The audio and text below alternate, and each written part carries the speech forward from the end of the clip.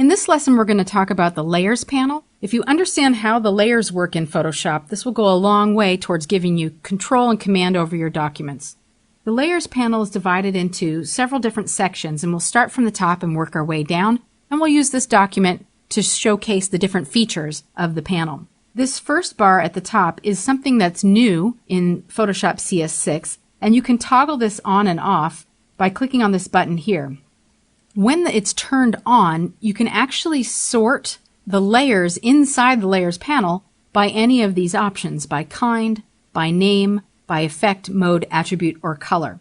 You can also use these little buttons here to filter for different things. So this is filtering for pixel layers, filtering for adjustment layers, filtering for text layers, filtering for paths, and this last one is for smart objects. And these are toggle buttons, so you can toggle those on and off at any time.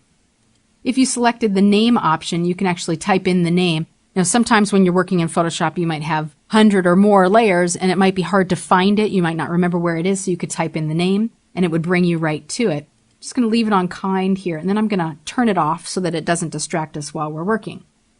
This next area is grayed out, and that's because we don't have a layer selected. So you'll need to select a layer before you can choose any of these other options. Now, before we go into that, I just want to take a look for a second at what's here in the Layers panel and tell you the difference between a regular layer and a locked background layer. In fact, I'm going to hold down my Alt or Option key and click on the background layer's visibility icon to hide all of the other layers. A locked background layer is typically like the canvas of a painting that you're about to start. It's locked, which means that you cannot erase the color of the canvas, and you can add to it, but you usually can't sort of remove any of the transparent pixels on it. These other layers on top of them do support transparency. And I want you to think about working in Photoshop like layering sheets of acetate on top of your canvas, and each sheet has some pixels on it or pictures on it. And then you're layering them one on top of the other. So starting from the very bottom, that's your canvas, your locked background layer. And then all of these other layers are layered on top. And if you look at this little thumbnail view of your image, you'll see the image, which is just a slice on the thumbnail. And then the rest of the thumbnail has this checkerboard. That represents transparency. So as we're turning all these individual layers on, we're seeing where they're falling, one on top of the other, inside the workspace. Now I'm going to do that again. I'm going to hold down my Alt or Option key and click on the visibility icon for my locked background layer. And we're going to select that layer. You do need to select the layer that you want to modify before you modify it. And I want to talk about painting and modifying layers so that you can really see the difference with this. Selecting my paintbrush tool, I'm just going to click and drag through the document. And actually, let's hide the guides for a second here. As I was painting, I'm actually painting with black on top of the background. Now, if I were to try to erase this, I could erase with my eraser tool to make it go away. But what I'm really doing on a locked background layer is I'm painting with white. I'm sort of replacing what was there before with the color. So for instance, if my background color was a different color and I wanted to replace it, or actually let's do this. If I wanted to erase with a different background color, this will probably make more sense. I'm not actually erasing, I'm painting with the background color shown here. There is a panel called the History panel, and this will keep track of all of the changes that you're making while you're working. So I can actually go back in time and undo all the steps that I'm making. Now, that's working on a locked background layer. You can add to it, but when you erase, you're actually painting with whatever the background color is showing here in the workspace. I'm going to reset that by clicking on this little button here. And now I'm going to create a brand new layer by clicking this button at the bottom of the Layers panel. And the new layers always go above whatever layer was selected. And now if I grab my paintbrush tool and I paint, I'm painting with this brush on transparency. So now if I hide my background layer, you will see the brush stroke. It's just the brush stroke and the rest of the layer is transparent. If I go to erase it, I'm not painting with white. I'm erasing to transparency. So really there's just the two things that you need to remember about the different kinds of layers. There's transparent layers that when you add to them, you're adding color on top of a transparency. When you erase from them, you're erasing to transparency. And then there's your locked background layer, which can be any color that you want. You can add to it, but when you erase from it or try to erase from it, you'd actually be replacing whatever color was there before. I'm going to delete this layer by dragging it into the trash and releasing my mouse. You could also delete it by selecting the layer and clicking the trash icon. A dialog box will ask you if you really want to delete it. You can click yes and then move on. So now I'm going to turn on all of my layers, making them visible. And we'll go through again, like I said, from the top down to see what's going on with these different layers. Let's start by selecting the fire layer. So that would be the layer that we wanted to modify and make changes to. Right now, the default blending mode is set to normal. A blending mode will determine how one layer interacts with other layers below it. The blending modes can be any of these things, and there's sometimes very dull and boring descriptions for what these each do. And I always tell my students when I teach in the classroom to look at them individually and see what they're doing to your document so that you can see what's going on. Sometimes seeing what it looks like rather than hearing a description of what it will make more sense to you. So for instance, you can choose dissolve, and on a PC you can use your up-down arrows to toggle between the different blending modes. There's darken, there's multiply, color burn, linear burn. And we're not really seeing too many things happening here because the background, as I showed you before, is white. And if the background was a different color, then we would see different things happening. So let me show you a different layer. Let's say this butterfly shape layer. This has a different blending mode applied to it. It has the overlay. But if we chose normal, we would see that it's a solid color. It's a pink color. And in fact, the opacity has been set down to 60%. So if we bring it up to 100% and then modify the blending mode, we'll see something different happening. So there's dissolve. Dissolve usually deals with around the outer edges of a shape. Darken makes it darken but transparent. Multiply is a little bit darker than darken. Color burn, linear burn, darker color, lighten, screen, dodge. And I'm just going to scroll through these without calling out their names now. So you can see different things are happening with each of these different blending modes. And sometimes you can get some really amazing and unexpected results with the different blending modes. So if you're looking for some way to sort of pizzazz up your document, check out the blending modes. You might find something that really does a lot to your document to really make it stand out. So I'm going to put the opacity back to 60% the way it was before. As you saw, you can use the slider here to increase or decrease the opacity. You can plug in the number numerically just by clicking, or some of these dialog boxes have what are called scrubby sliders. If you put your cursor on top of the word, you see the left-right arrow on top of the tip of the finger, and you can actually click and drag to increase or decrease whatever that is. I'm just going to type that in there and leave it back at 60. So you can change the blending modes of any selected layer. Now below this are a set of locks. The locks deal with locking down pixels so that you can modify certain aspects of the selected layer. So now let's choose the key, for instance. Now the key is just a graphic with some transparency, and on top of the key is a clipping layer that is clipping the color of the key with this green color to make it green. And if we wanted to lock down the pixels of this key shape, we could click on this first lock. This will lock down any transparent pixels, so that if we wanted to change the color of the key, and of course if we change the color of the key completely, we'd probably lose all the detail because it's a photographic image, but let's say we wanted to change the color of it, we can choose a color, and you can select any colors by clicking once on either the foreground or the background color icon in your toolbar. This color picker dialog box comes open, and then you can select any color. There's a slider here that you can go up and down the rainbow, and then once you choose the hue that you want, you can click anywhere inside of this to choose a different color. When you're ready, click OK. That color now becomes your new foreground color. And let's say I just wanted to fill this shape with that blue. I could do Edit, Fill. It will ask me if I want to use the foreground color. I could choose background or specify a color, use a pattern, use black, white, or gray. Click OK. And now it's filling that shape with the solid color. I've lost the photographic image, but I now have that color that's clipped by this other green. I'm going to go to my history panel and undo. If I had not locked down that layer and went to fill it with that same color blue, the entire contents of that layer would fill with that color. So what's great about this, and I'm just going to undo this again, what's great about this first lock is that it will lock your transparent pixels. And it's really great when you're filling a layer or selection with a solid color. It helps retain the quality of the semi-transparent edge pixels around a shape. The second lock here is dealing with paintbrush.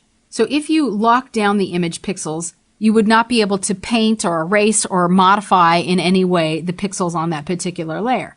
Now, some people like to lock down their layers while they're working so they don't accidentally modify a layer that they didn't intend to. Other designers tend to lock down layers after those layers are finished, or some people only lock them as they need them, and that's a toggle button as well. This next one deals with the position of a selected layer. So if you lock down the position, that means you would no longer be able to move the object on that layer. And again, some people like to use that to lock down their layers to make sure they don't accidentally move something unintentionally. This last lock is sort of like the granddaddy of all locks. It will lock down everything on that selected layer so that you can't do anything to it. It's finished, you can't touch it, and that again is a toggle button on and off. Now, another thing I wanted to mention to you is that, and let's change the background color here to a different color, that blue, so that we can play with the blending modes now on top of the blue.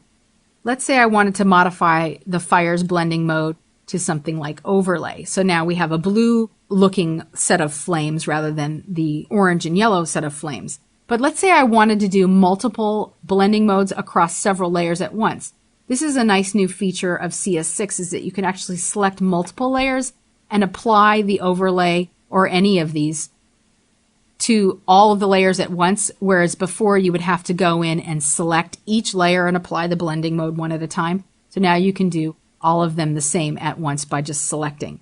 When you're selecting a layer, you just click on it, and if you wanted to select more than one, you would shift click. But if you need to select one that's not touching the others, you would Command or Control click to add or subtract from your selection, and then you can make modifications to all of the selected layers.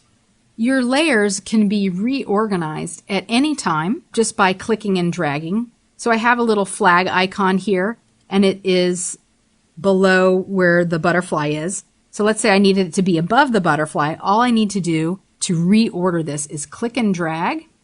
And when you see the double lines appearing between any two layers in the panel, that means you can safely drop it between those layers,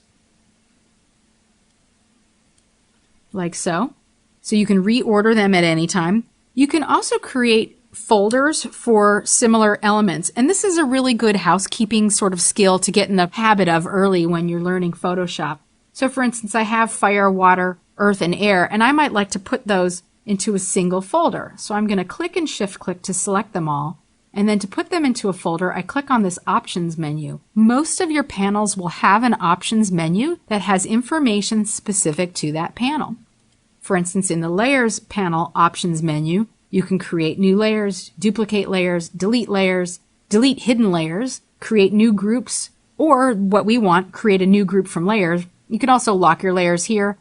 And we'll talk about some of these other things as we go in different lessons. So new group from layers. It's asking me what I want to name this new group. I can call it my elements, if I can spell. And now we have all of those elements in a single layer, and that grouping can be expanded or collapsed at any time, like so. And within that grouping, or folder, whatever you want to call it, you can reposition the layers within it, although I liked it the way I had it before, where they mirror the order that they appear in the document. Sometimes you might want to link one or more layers together so that you can move them or modify them all at once. To do that, what you'll do is you'll select the layer or layers that you want to link, and then click on this little link icon at the bottom. That way, if I ever wanted to move the text, that little flag icon is moving at the same time, and vice versa. If I want to move the flag icon, the elements would move at the same time. I'm just going to undo that move so that everything goes back to the way it was. To unlink any linked layers, you just select one or more of the layers and then click the unlink button, and it's a toggle feature. You could also merge layers together if you wanted to. So for instance, if I want to make sure that this key always has this color fill applied to it, I could select those two layers, and then as I open up the options menu, I can choose merge layers. This will combine those two layers onto a single layer, like so. And now I have the key as one single layer, the photographic image with the color correction on top of it as one single layer. Now I'm going to undo with the keyboard shortcut, which is Command or Control Z, to show you that sometimes what you could do is create a merged layer based on two or more selected layers, leaving the original selected layers intact, but ending up with a new layer merged from those. And the way you'll do that is you'll select your layers, you'll hold down your Alt or Option key, then go into the Options menu and choose Merge Layers. This gives you a merged copy of the layers, leaving your original layers intact. And that's a really great, handy, sort of fun little tidbit that I think you'll probably use often. It gives you the flexibility of trying new things while retaining the integrity of your original files in case you ever needed to change them. Like, you may love this, and you go and show it to your art director or your client, and they go, "Ooh, key's great, lose the green." If you had merged it, then you'd have to go get the key all over again. But if you have a merged file and you need to change the green, all you need to do is come in here, go in and choose another color. Let's do something lighter. And then it's ready to go. So that brings me to talking about some of these special layers. This is what's called a color fill adjustment layer, and it's modifying or clipping this layer below. So we can choose the color and we can modify the color at any time, and we'll talk a little bit more about these in another lesson. These are non-destructive, editable layers that will modify any object or any pixels on a particular layer. There's also shape layers, and shape layers you can create with the shape tool, which I'll show you in another lesson. And this shape layer happens to have a special effect applied to it, and you can tell it has a special effect because of this FX button. If you expand this layer by clicking on that arrow, you will see that there are some effects, well, in this case, one effect, and that's the drop shadow effect. You can add and remove effects to any layer by clicking on this FX button at the bottom of the Layers panel. There's drop shadow, outer glow, pattern, overlay, gradient overlay, color overlay, satin, inner glow and outer shadow, stroke, and bevel and emboss. And you can apply any of these at any time to any layer. So let's say we wanted to apply a bevel and emboss to this. This layer style dialog box comes open, and there's a category listing along the left, and then the middle part of the dialog box will update depending on which category is selected. Now sometimes when the layer style box opens, it's set to blending options, and you'll see these options here. Don't want you to get confused. Whenever you need to make a change or add a layer style, you really need to select it in the category or styles listing on the left first in order to see the options that you want to modify on the right. So there's our butterfly, and we put a little slight bevel on it, but we don't have to stick with what it gave us. We can make some changes. So there's inner and outer bevel, there's emboss, pillow emboss, and stroke emboss. So we could try any of those. And then based on the style, we can also choose the technique. There's smooth, chisel hard, chisel soft. And let's leave it on smooth. And then you can say the depth of the chisel. Let's go back to outer bevel. So you can say what the depth is. So you can increase and decrease that. You can also switch the direction from up to down. And then you can control the size of it. So in this case, to try and keep it semi-realistic, you probably wouldn't want to go too far. And then you can soften it down a little bit. Just sort of fuzzes out the edges. As far as shading goes, you can adjust the angle of the shading by clicking anywhere in here. Or if you happen to know the degree that you wanted to use, you can plug that in here, as well as the altitude. Global light deals with a single unified light source that would be used for all the objects on all the layers in a particular document. And if you ever wanted to veer away from that and add another light source, you would just deselect that option. Now, every single layer style has a different set of options here. So typically what I instruct people to do is to go into the different categories and then play around with the sliders to see what can happen. So for instance, in the drop shadow category, you can choose the blending mode, although multiply with black is a really good option for working with realistic looking drop shadows. But you can increase or decrease the opacity and change the angle. You can set the distance.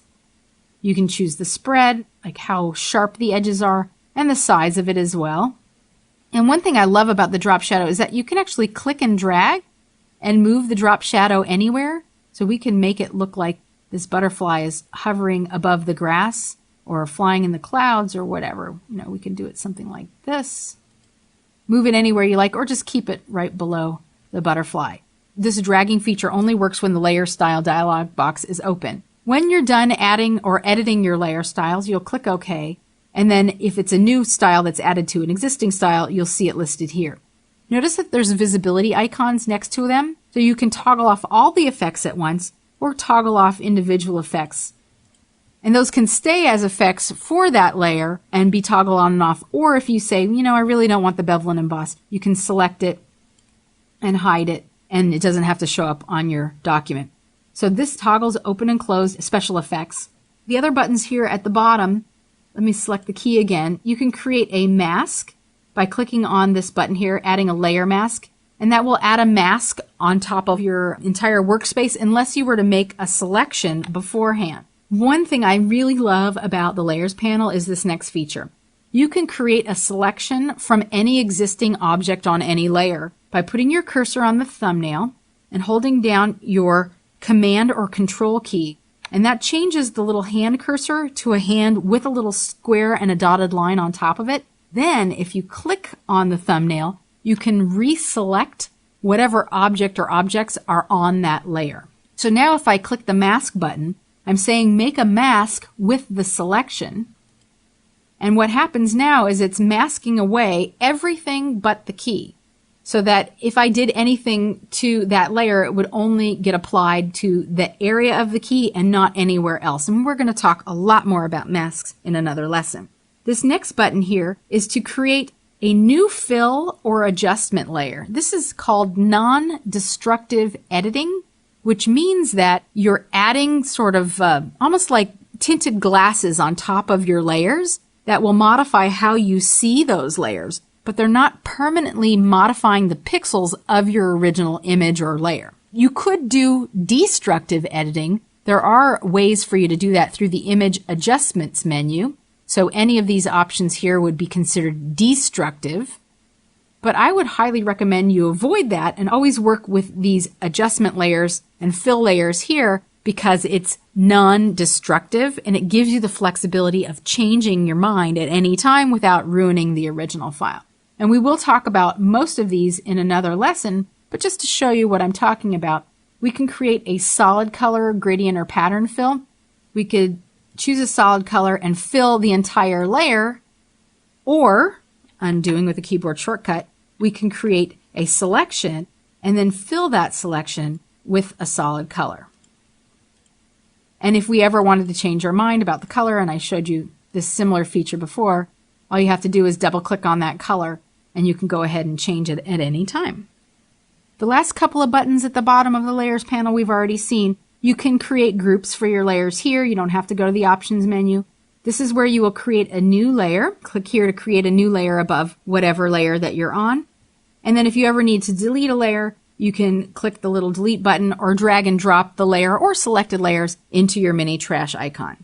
Now that you have an understanding of how the Layers panels work, you can take all that information into the future lessons and have more control over your documents.